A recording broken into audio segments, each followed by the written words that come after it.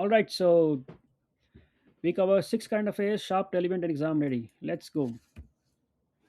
So, first of all, we have the Khamenei's death. So, Iran's supreme leader Ayatollah Ali Khamenei died at the age of 85 during the ongoing regional war with Israel.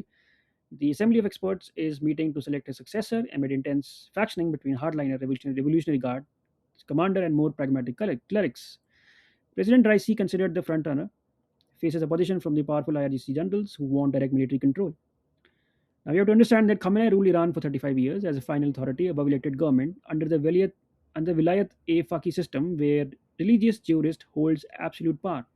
His death during wartime creates unprecedented vulnerability. Now the Assembly of Experts, 88 senior clerics, normally selects the supreme leader, but real power lies with the Revolutionary Guards who control economy, military, and internal security.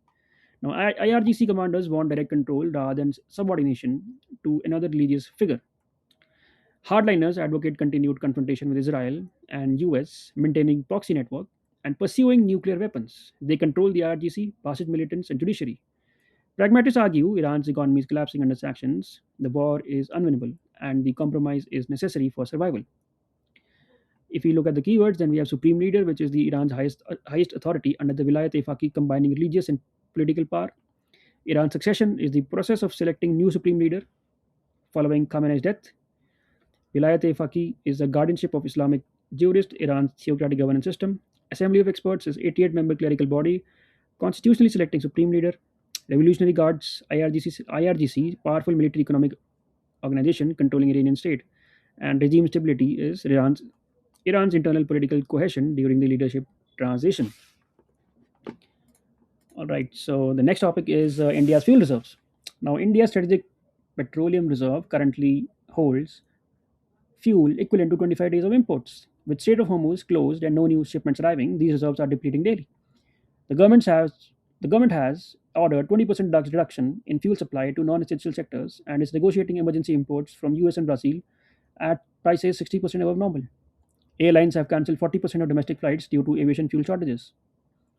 So India built strategic reserves at Vishakhapatnam, Mangalore, and Padur with 5.33 million tons capacity, equivalent to about 9 to 10 days of normal consumption. The current 25-day figure includes both strategic reserves and commercial inventories held by oil companies.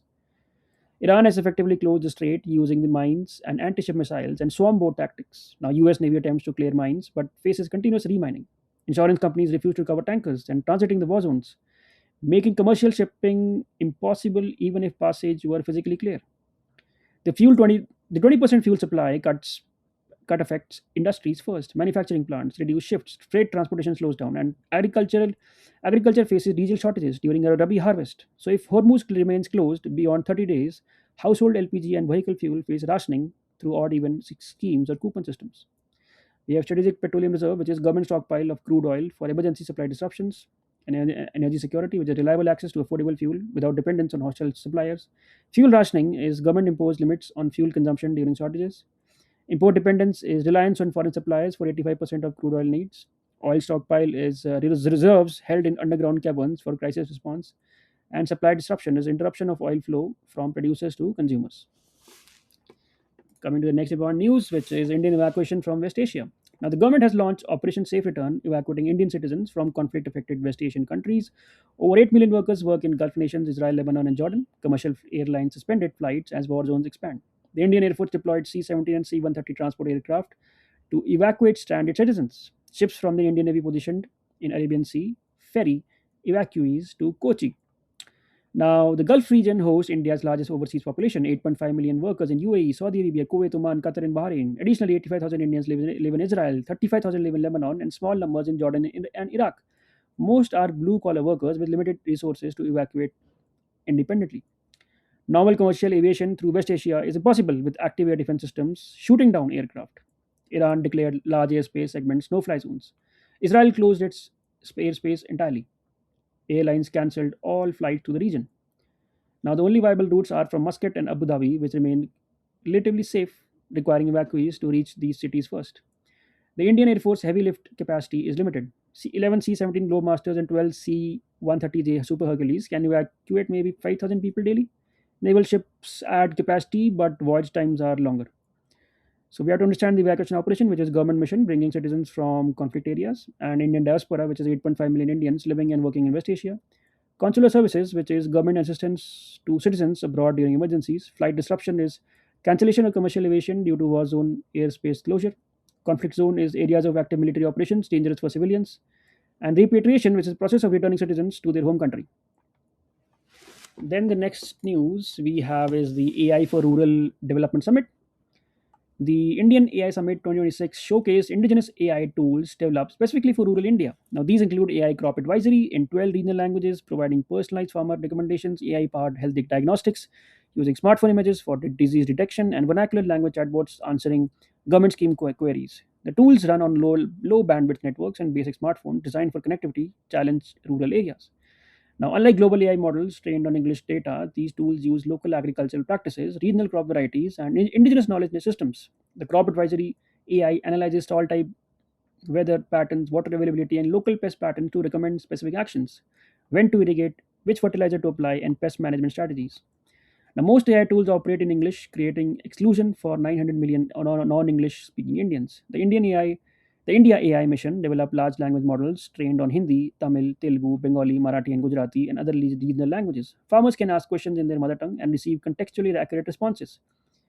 Now, rural India AI faces especially rural India faces multiple barriers to digital adoption: limited internet connectivity, expensive smartphones, low digital literacy, and content irrelevance. Indigenous AI addresses these systematically. The tools function on 2G networks with intermittent connectivity by caching data locally.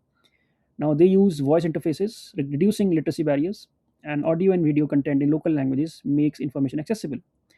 Now, India AI Summit is basically government conference showcasing indigenous artificial intelligence applications. Rural AI is artificial intelligence tool designed for agriculture and rural context.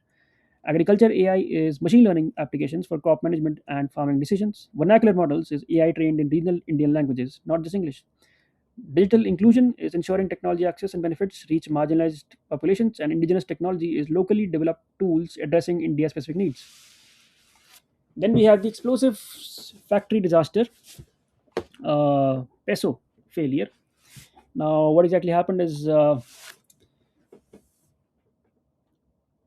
explosive manufacturing facility in Gujarat exploded, killing 47 workers and injuring 200 others.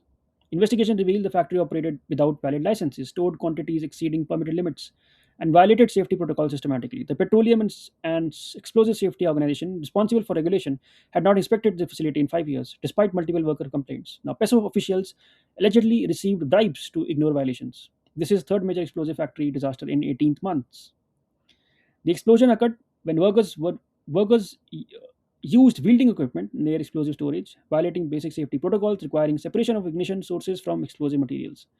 Now, the Explosive Act 1884 and Explosive Rules 2008 mandate strict licensing, regular inspections, storage limits, safety infrastructure, and worker training. PESO is statutorily required to inspect licensed facilities annually and respond to complaints within 30 days. None of this happened. The factory submitted forged inspection reports that PESO accepted without verification. Worker complaints to PESO were ignored. Now, this pattern is systematic. Understaffed PESO offices handle 10,000 plus licensed facilities with inadequate resources and pervasive corruption. Regulatory capture occurs when regulatory agencies serve industry interest rather than public safety. PESO officials had financial relationships with the factory owners. Inspection officers demanded bribes for favorable reports and ignored violations in exchange for payments. Whistleblowers faced retaliation.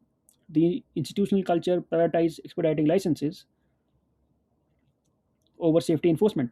Post disaster, rather than systemic reform, the response has been transferring few officers while leaving underlying structure unchanged. Industrial safety is regulatory framework preventing workplace accidents and protecting workers.